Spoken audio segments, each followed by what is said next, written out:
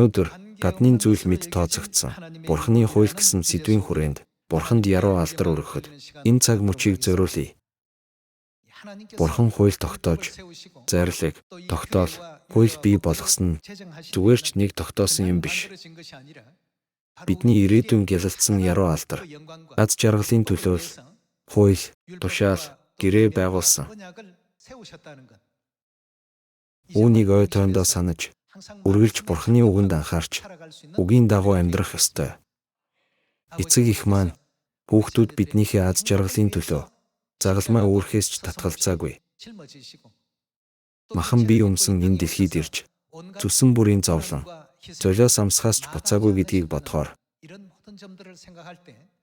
бидэнд байгаа энэ шин гэрээг зүгээр нэг сахих ёстой дүрм журам төдийхнөр авч үзэх ёсгүй юм. Бурхан нухацтай бодож үзснийхээ дараа эхлээс төгсгөлийг урьдчилан харж, хүүхдүүдийнхээ аз жаргалын төлөө энэ бүхнийг гүйцэлдүүлж ирсэн. Одоо Солонгос соёл дэлхий дахинд тархаад байгаа. Тийм үү? Халиу нэрээр Солонгосын давлгаа дэлхийд тархаад байгаа. Тэр донд хүмүүсийн анхаарлыг татаад байгаа нь хангил гэх хэл гин. Хангил хэл нь энэ компьютерийн эрен үед дэлхийн ямар ч бичиг үсэг дуурайж чадхааргүй хамгийн оновчтой бичиг гэж дүгнээд байгаа юм байна. Уг нь өмнө нь ч хангил байж л байсан биз дээ. Хангил үсэг дэлхийд угаасаа байсан. Олон хүн хэрэглэж байсан ч сүүлийн үед хангил үсгийн онцгой чанар хүлээн зөвшөөрөгдөж эхлээд байна. Энэ нь шин гэрээний бүх үнэнтэй л адил. Эцэг их хэдийн бүхнийг урьдчилан харж хэлсэн. Та нар үргэлж эдгээр үгэнд анхаар. Энэ үгийн дагуу л үйлд. Жинхэнэ үн цэнийг нь дэлхийн нийтээрээ хүлээн зөвшөөрөх өдрүүд ирж байна. Яагаад бид одоо амралтын өдөр сахиж? Яагаад бид энэ үед алгасал баяр сахих ёстойгоо? Энэ мөчөд ойлгохгүй байж мэдгч хожим тодорхой ойлгох өдөр ирнэ. Тиймд одоо дэлхий дахинд Солонгос хэлний сургалт явуулбал анги танхимд дорхноо дүүрч заах багшийн хүрэлцээ муу орон зай хүрэлцдэггүй гин. Энэ бол өнөөгийн төр зуурын нэр хүндтэй байх үзэгдэл биш аж.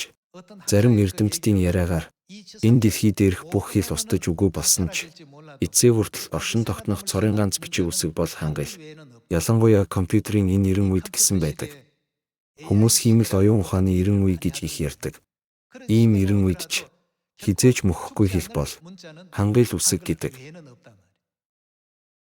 Дэлхийд даяар хүмүүс хангил үсгийг магтаж, дэлхийн хүмүүс хангил үсэг сурах гээд их хичээл зүтгэл гаргаж байна. Би өнөөдөр хангил үсгээр бахархах гэсэндээ энэ талаар ярьж байгаа юм биш.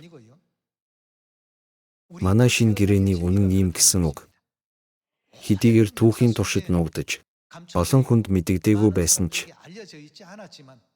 шин гэрээний үнэн бол хамгийн шилдэг, хамгийн дээд зэрэглэлтэй, хүн төрөлхтний эзэмших ёстой, сүнслэг оюун ухаан, үүнд агуулгдсан байжээ гэдгийг дэлхийн үндэстнүүд гинэт л ухаарах болно.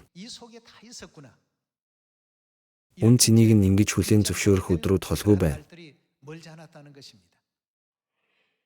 Тиймээс хэдийгээр бид хүч чадал багтаач, эцэг их маань бидэнд улс орон бүрд сүм байгуулах боломж олгож, сайн мэдээ тунхаглах үндэс суурь тавьсан гэдгийг бодцгоё. Библиэд байгаа бүхнийг ном ёсоор нь хэрэгжүүлж, Бурхны сургаал гэвэл өчүүхэн бага юмыг ч биелүүлэхийг хичээдэг сүм байх нь. Дэлхийн бүх хүн ийм байдлаар Бурхны сүмийг зөв ойлгох өдрүүд тун удахгүй ирнэ. Тиймээс өнөөдөр та бүхэнтэй гаднын зүйл мэд тооцогдсон Бурхны хууль гэсэн сэдвээр сургаал үзье. Хэдийгээр ертөнц гаднын зүйл мэтээр ярьж болох ч харин бид өөрсдийн эзэмшсэн үннээрээ бахархах сэтгэлээ хизээч алдах ёсгүй юм шүү. Дэлхий дээр хичнээн нөлөө бүхий хүмүүс байсан ч тэдний гадаад төрх байдалд бүү анхаар. Бурхан шинэ гэрээний үнэн, ирээдүйд хэрхэн хүчээ авахыг хэдийн мэдэж байгаа учраас шинэ гэрээний үнэн дээр огт нэмж хасах ёсгүй. Харин үүнийг эцсээ хүртэл цэвэр ариунаар сахиж, хамгаалж, үргэлж Бурханы үгэн дотор байх ёстой гэдгийг онцолдог. Эцэг их маань бидний аз жаргалын төлөө байгуулсан хуучин гэрээний хууль, Эхлэл номны түүхэнд эдийн цэцэрлэгт тушаасан Бурханы хууль 2000 жилийн өмнө энэ дэлхийд ирээд хүн төрөлхтөнд өгсөн шинэ гэрээний хууль. Энэ бүхнийг зүрх сэтгэлдээ бүгд хоногшуулцгаая. Хангилын түүх маш урт. Олон зуун жил болж байгаа ч гэлээ. Хиймэл оюун ухааны үе болж компьютерийн 900 ирэхэд дэлхий дахинд хангилын онцгой чанарыг ойлгох хүмүүс 1-2-ороо нэмэгдэх болсон. Үүнээс үүдэн дэлхийн их дээд сургуулиудад Солонгос хэлний анги нэгтгэл юм бол оюутны тоо хизээд хэтэрсэн байдаг. Үүний нэгэн адил тун удахгүй олон хүн шинэ гэрээний үнэнд баярлаж, шинэ гэрээний үннийг эрэлхийлэх илүү олон сүнснүүд Сион руу усны урсгал мэд түрэн ирнэ.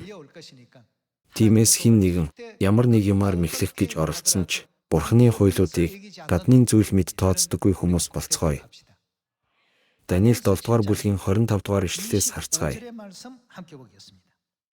Даниэл 7 дугаар бүлгийн 25 дугаар ишлэл нь өнөө үед үнэн сүм ба хуурамч сүм, аврагдах сүм ба аврагдахгүй сүмийн тухай Бурханы сургаал доторх маш чухал шинж гэж үзэж болно. Даниэл 7 дугаар бүлгийн 25 дугаар ишлэл. Тэрээр хамгийн дээд нэгний эсрэг үг хэлж гисэн байна. Хамгийн дээд нэг нь Бурханыг хэлдэг. Тийм үү? Бурханы эсрэг үг хэлэгч гэхээр хэн бэ? Диавол биш үү? Тийм ч учраас диавол гэдэг үгний өмнө дайсан гэдэг үг ямагт байдаг. Дайсан диавол Бурханы хамгийн дээд нэгний эсрэг үг хэлж, хамгийн дээд нэгний ариун хүмүүсийг яах вэ? Дарлан туйлдуулна. Энэ дэлхийд хэн нэгнийг турхираад ч болов. Бурханы ард түмэнд зовлон авчрах нэгэн бол Сатан диавол гэдгийг Бурхан хэдийн Эхлээс дэлхийн төгсгөл хүртэл бүгдийг хараад Даниэл иш үзүүлэгчээр тэмдэглүүлсэн.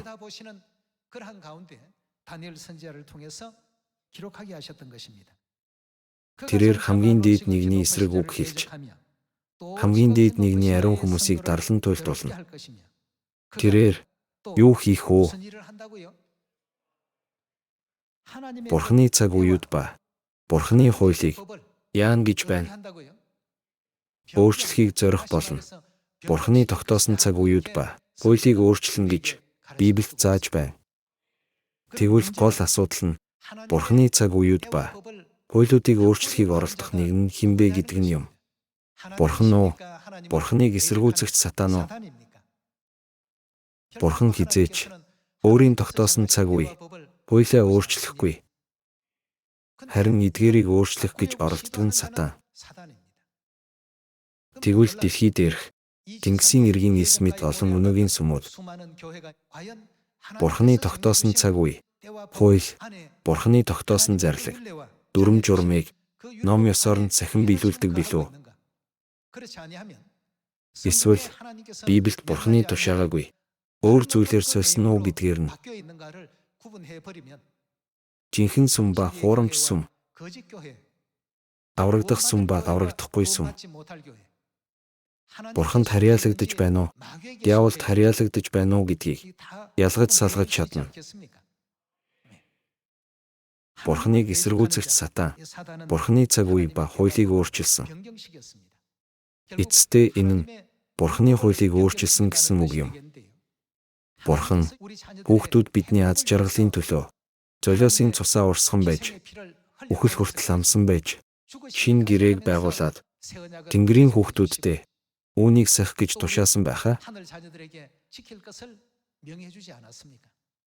Тэгэхээр Сатан Бурханы хүслийн дагуу явах замыг зүгээр нээгээд өгчихгүй. бүх төрлийн хуурам нэхлэлд тараадаг. Бурханы тогтоол, зарлиг, хуулийг дагаж мөрдүүлэхгүй тулд өөрчлөлийг санаархсан. Энэ нь хүн төрөлхтөн бидний түүхэнд тохиолдсон зүйл. Манай эртний 321 онд амралтын өдрийг ням гарагийн мөргөл болгон өөрчилж, манай эртний 325 онд Бурханы бидэнд сахихыг тушаасан. Алгасал баярыг устгаснаас ахуулаад Бурханы тушаагаагүй загалмайг цүм дотор оруулж ирэн Христмас гэх мэт тогтолцоог оруулж ирээд улаан өндөгний баярын өндөг, улаан өндөгний баярын туулай гэх мэт харин шашны зан үйлийг сүмд оруулж ирсэн. Тэгээд тэдгээр нь Бурханд сайн итгэдэг, сайхан итгэлийн амьдрал мэтээр байр сууриа эзэлж эхэлсэн. Тиймээс өнөөгийн хүмүүс амьлалтын баяр гэхээр чансан өндөг авчраад түүнийгээ бодож чимдэг. Чамчсан өндөг амьтаа юу?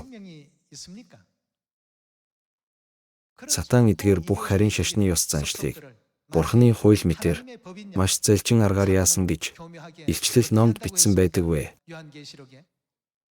Тэрээр одоо ертөнцийг мэхэлж байгаа болохоор бид эцгийн үнний гэрэл, эхийн үнний гэрлэр харанхуйг бүрэн зайлуулж эцэг их маань бидний аз жаргалын төлөө байгуулсан шин гэрээний үнний замд хүн төрөлхтнийг оруулахын тулд тэднийг зөв хөтлөх хэрэгтэй. Тийм биз. Даниэл 7 дугаар бүлэгт тэрээр цаг үеуд ба хуйлуудыг өөрчлөхийг зорих болно гэд мөн ариун хүмүүс цаг үеуд хагас цаг үеийн туршид түүний гарт тушаагдахч тэрээр ирэх мэдлэлтэй мэд харагдахч зөвнөл юу гэж байна? 26 дугаар ишлэлийг харцгаая. Харин шүүлт эхлэх бөгөөд бүрмөсөн яах вэ? Хизээч амжилтанд хүрч чадахгүй. Бүрмөсөн сүнөөгдөхийн тулд яана гэж байна? Ирэх мэдэл нь булаагдана. 27 дугаар ишлэлийг харцгаая. Тэгээд бүхий л Тэнгэрийн доорх хамаг хаанчлалын дээд засаг ирэх мэдэл агуу байдал нь хамгийн дээд нэгний хинд өгөх нь үү? Тэнгэрийн хүүхдүүдэд Тэнгэрийн ард түмэнд ариун хүмүүсийн ард түмэнд өгөгдөх болно. Хаанчлал нь үрдийн хаанчлал байж бүх ирэх мэдэл түнд үйлчилж захирагдан дагах болно гэв. Үгээр энэ үг дуусав. Тэнгэрийн ард түмэн яаж ийм ялалтын яруу алдарт хүрэх вэ гэдг нь чухал. Илчлэл 14-р бүлгийн үгнээс харуул тэд бол Бурхан ба хурганд худалдан авсан хүмүүс гэж байдаг байхаа. Тэд сатаанд огт харьяалагдахгүй. Өнөө үед маш олон сүмүүд Бурханы хуулиас гажиж бүгд сатаны бий болгосон хуулийн дор төвлөрч байгаа. Гэсэн ч эсвэргээрээ Тэнгэрийн ард түмэн бидний хувьд ямар уу? Бид бүгд Бурханы хууль дотор төвлөрч байгаа. Тиймээс л Тэнгэрийн доорх хамаг хаанчлалын дээд засаг ирэх мэдэл агуу байдал нь хамгийн дээд нэгний ариун хүмүүсийн ард түмэнд өгөгдөх болно. Хаанчлал нь үрдийн хаанчлал байж бүх ирэх мэдэл түнд үйлчилж захирагдан дагах болно гэв. Би энэ зөвнөлийн үгийг унших бүрд миний зүрх хүчтэй цохилдог. Ийм яруу алдарт түүхийг бид өөрсдийн нүдээр харах учраас тэрэлтэй.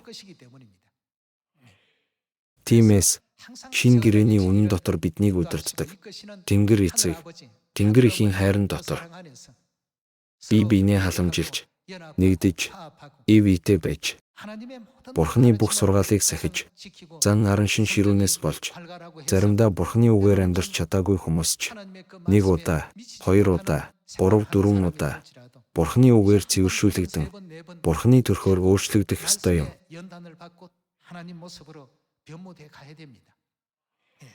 Гадна талаараа төдийгүй, дотор талаараа ч Бурханыг дуурайж, ертөнцийн авралыг л үргэлж бодож гимэн. Би эцгийг дуурайсан, би эхийг дуурайсан гэж хэлж чадах биш үү? Бид бүгд тэднийгээ дуурайхын тулд хичээх ёстой. Тэгэхээр Тэнгэрийн ард түмэн эцэг эхийн үгнээс баруун тийшч, зүүн тийшч юр хазааж болохгүй. Бидэнд өгсөн үгэн дээр нь нэмж хаслгүй. Хүслийг нь бүрэн дагаж хэрэгжүүлдэг хүмүүс болох ёстой. Тийм үү? Тэр нь л Бурханы хүсэл юм. Бидэнд аз жаргал өгөх нь Бурханы хүсэл учраас л биднийг Бурханы тогтоол, зайрлыг, хуулийг сайн сахихад чиглүүлж байсныг бид хизээч мартаж болохгүй. Илчлэл 22 дугаар бүлэг рүү очие.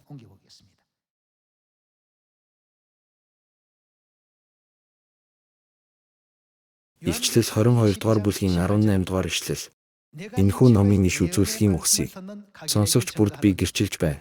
Энэхүү ном нь Библи биз дээ. Хэн нэгэн нь эдгээрийн дээр нэмэх аваас энэ Библиэд Бурханы үгийг бичсэн. Гэтэл Бурханы үгэн дээр нэмбэл Бурхан энэхүү номд бичигдсэн гамшгуудыг түүнд нэмэх болно.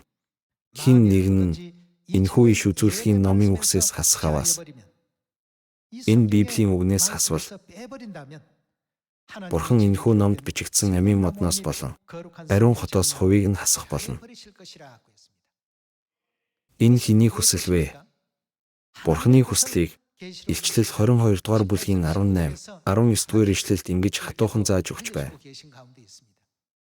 Яагаад гэвэл Бурхан золиос амсан байж хүүхдүүдийнхээ яруу алдарт ирээдүйн төлөө тогтоосон дүрм журам энэ Библиэд шингэсэн байгаа учраас хинч Библийн үгэнд дур зоргоороо нэмж хасаад заах ёсгүй гэсэн маш чухал үгийг агуулж байгаа.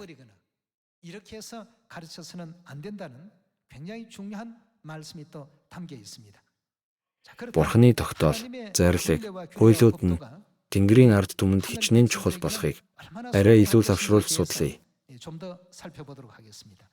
Даниэл 9 дугаар бүлгийн 5 дугаар ишлэлийг харцгаая.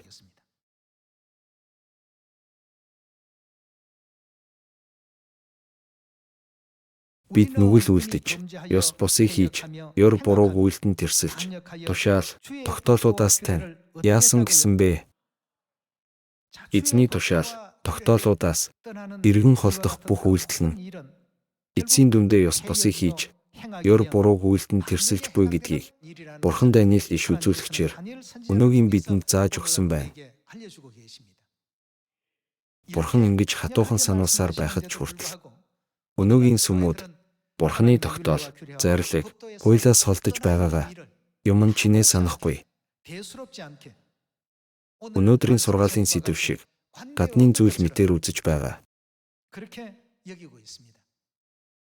Даниэл 9 дугаар бүлгийн 8 дугаар ишлэл рүү очие. 8 дугаар ишлэлийг уншийе. Эзэн минь, бид таны эсрэг нүгэл үлдсэн учраас ичхүүр нь биднийх манай хаад ноёд эцэг өвгдийнх маань билээ. Бид түүний эсрэг тэрсэлсэн боловч инрэл уучлал нь Бурхан эзэнд маань бий. Бурхан өөрийн зарцнаар иш үзүүлэгчдээр дамжуулан өмнө маань тогтоож өгсөн. Юугаар алхсангүй гэсэн бэ? Иш үзүүлэгчдээр дамжуулан бичиж тогтоож өгсөн. Хууль заавраар бид алхсангүй. Эзэн Бурханыхаа дуу хоолойг бид дагсангүй.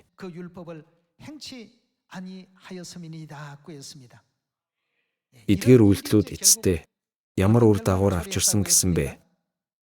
Ичхүүр өөрсдөд нь эргэж ирсэн гэсэн байна. Эцэст нь Израиль бүрэн эрхээ алдаж, бусад улс оронд олзлогдсон, хүсээгүй боолын амьдралаар амьдрах ийм л үр дагаварт хүрсэн гэж бичсэн байна. 11 дугаар ишлэлээс үргэлжлүүлэн уншийе. Хамаг Израиль хууль зааврыг тань зөрчин явж, дуу хоолойг тань дагалгүй эргэн холдсон. Тиймээс бид түүний эсрэг нүгэл үлдсэн учраас Бурханы зарц Мосегийн хуульд бичигдсэн тангараг ба хараал бидний дээр буужээ. Бурханы хуулийг дагаж мөрдөхгүй байх нь нүгэл гэж тооцогддог гэдгийг Библиэд дахин давтан зааж байна. Тийм үү?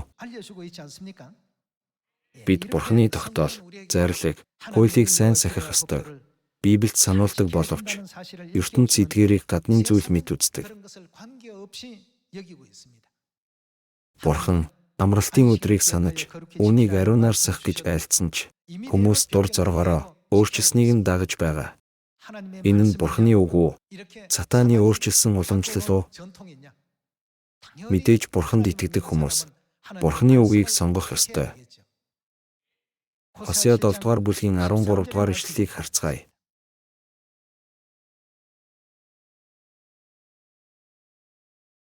Хосea 7 дугаар бүлгийн 13 дугаар ишлэл. Надаас зугтсан тул тэд золгүй ээ. Тэд надаас урвсан учир цүүрэл тэднийх билээ. Би тэднийг авармаар байвч миний эсрэг тэд худал ярьдаг. Тэд зүрхнээсээ над руу хашгирсангүй, харин орондоо ойрлоно. Буудай, шин дарсны төлөө цугларцгааж, надаас тэд иргэн холддог. Бурхан хүн төрлөختнийг аврахыг хүссэн боловч тэд Бурханаас зүхтах үйлдэл, жишимч үгүй хийж байгаа. Бурханыг эсэргүүцэж, худал ярин, ням гараг бол амралтын өдөр, Христмас бол Иесусийн мэндэлсэн өдөр. Загалмай шүтэн огт биш гэх зэргээр өөрсдийн логиктой үндэслэдэг. Тиймээс Бурхан тэд надаас холдон буруу явж байна, төөрч байна гэсэн, буруу замаар явж байна гэсэн утгатай. Тиймээс эцэст нь тэд сүрнэ гэсэн байна. Өнөөгийн сүмүүдийн дүр төрхийг хуучин гэрээний иш үзүүлэгчдэр Бурхан зааж өгсөн чухал дүр зураг энэ. Хосea 8-р бүлгийн 1-р ишлэл. Бүрээгээ амандаа юуг зөрчсөн гэж байна. Гэрээг минь зөрчиж, юунаас тэрсэлсэн бэ? Хуйлаас минь тэрсэлсэн учир эзний өргөөний эсрэг бүргэд мэд дайсан ирж байна. Бурхан одоо дахин онцолж байгаа дүр зураг юу гэдгийг бид анхааралтай харах хэрэгтэй. Бурхан тэдний аз жаргал, яруу алдарт ирээдүйн төлөөл хууль тогтоосон байтал тэд Бурханы хуулийг амархан зөрчиж, умартдаг. Тэглээгээд бие махбодын шийтгэл, хориг арга хэмжээ, дарангуйлалтай тулгардаггүй болохоор Бурханы хуулийг амархан зөрчсөөр байдаг. 2-р ишлэлийг дахиад уншийе. Бурхан минь, таныг бид мэднэ. Бид Израиль гэж тэд над руу хашгирч байна. Израиль сайнаас татгалцсан. Дайсан тэднийг хөөх болно. Тиймээс л дайснууд тэднийг үргэлж зовоно гэсэн үг юм. Тэд надаас бус өөрсдөөсөө хаадыг залжээ. Тэд надаас бус өөрсдөөсөө ноёдыг томилжээ. Би үүнийг мэдсэнгүй. Мөнгө алтаараа өөрсдөө шүтэнүүдийг бүтээсэн ч тэд сүнэн. Тэд эдгээр үйлдэлээ эргэлзэгч үгүйгээр хийж байна гэжээ. 11-р ишлэл рүү очие. 8-р бүлгийн 11-р ишлэл. Ефраим нүгэл үлдэх гэж тахилын ширээг олшруулсна. Тэдгээр нь түнд нүглийн тахилын ширээнүүд болов. Түнд би тоо томшгүй хуйлаа бичиж өгсөн боловч тэдгээр нь хэрхэн тооцогдсон гэж байна. Гаднын зүйл мэд тооцогджээ. Бурханы амралтын өдөр тэдэнд бол гаднын зүйл. Бурханы алгасал баяр тэдэнд бол гаднын зүйл. 3 удаагийн 7 баяр Бурхан цусаараа байгуулсан шин гэрээ нь ертөнцийн сүмүүдэд бол ямар ч утга учиргүй, хамааралгүй гэрээ болж хувирах юм. Луг 22-р бүлгийн 7-р ишлэлийг харцгаая.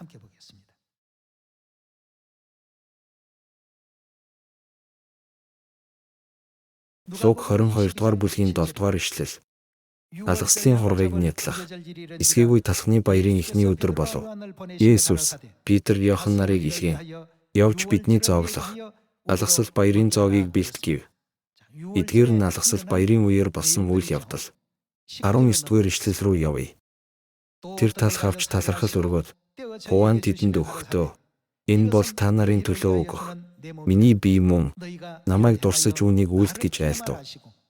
Тийм эцгээсний дараа тэр мөн аяг авч энэ аяг нь хэний төлөө вэ? Та нарын төлөө урсах миний цусаар тогтоогдох шин гэрээ юм. Хосea 8-р бүлэгт Бурхан түнд би тоо томшгүй хуйлаа бичиж өгсөн гэсэн. Луг 22-р бүлэгт шин гэрээ та нарын төлөө урсгалаа гэсэн байна. Энэ бүхнийг үйлдсэн нь та нарын аз жаргал, та нарын ирээдүйн төлөө гэсэн утгатай. Бурханы байгуулсан шин гэрээг тэд гаднын зүйл мэд үздэг тул Тэнгэрийн хаанчлал тэдэнд хамаагүй болно. Бид энэ талаар тунгаан бодоод сайн мэдээ тунхаглах, үг судлах, залбирах гээд өөр юу ч бай. Бурханы тушаасан ажилд хайн хандахгүй байцгаая. Ийм учраас л Бурхан сүүлчийн шүүлтийн өдөр шүүх үедээ Бурхны хүслийг биелүүлээгүй хүмүүсийг яан гэлээ. Матай 7 дугаар бүлэгт Иесусийн өгсөн хариултыг баттган харцгаая.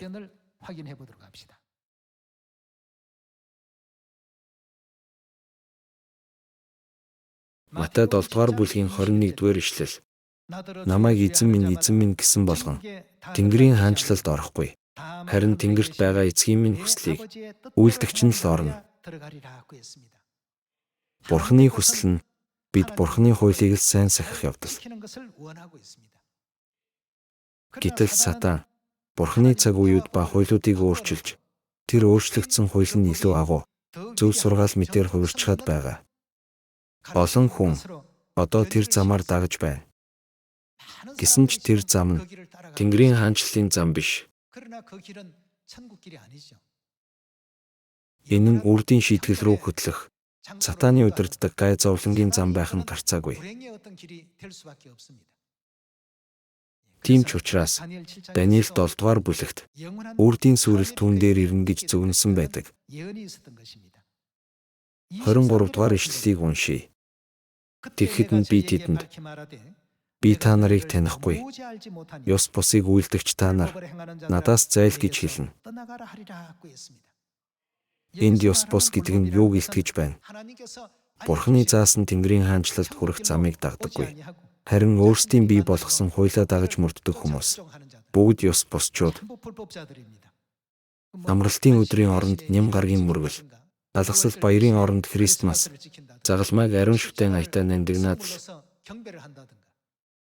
эдгээрийг өнөөгийн сүмүүд хатуу баримталдаг. Эцэст нь дүгнэхэд Бурхан ёс бусыг үйлдэгч та нар надаас зайл гэж хэлнэ. Тиймээс бид одоо олон хүнд энэ талаар хэлж мэдэгдэх ёстой. Тийм ч учраас Матай 28 дугаар бүлэгт та нар яв бүх үндэстнийг дагалдуулж эцэг, хүү, ариун сүнсний нэрээр баптизм хүртээж миний та нарт тушаасан шинэ гэрээний хуулийг тунхаглаж зааж өг хэмээсэн. Эцэг эхийн бидэнд зааж өгсөн Тэнгэрийн хаанчлал явах энэ замаас өөр зам хүн төрөлхтөнд байхгүй. Дид хууль 10 дугаар бүлгийн 12 дугаар ишлэлийг харъя.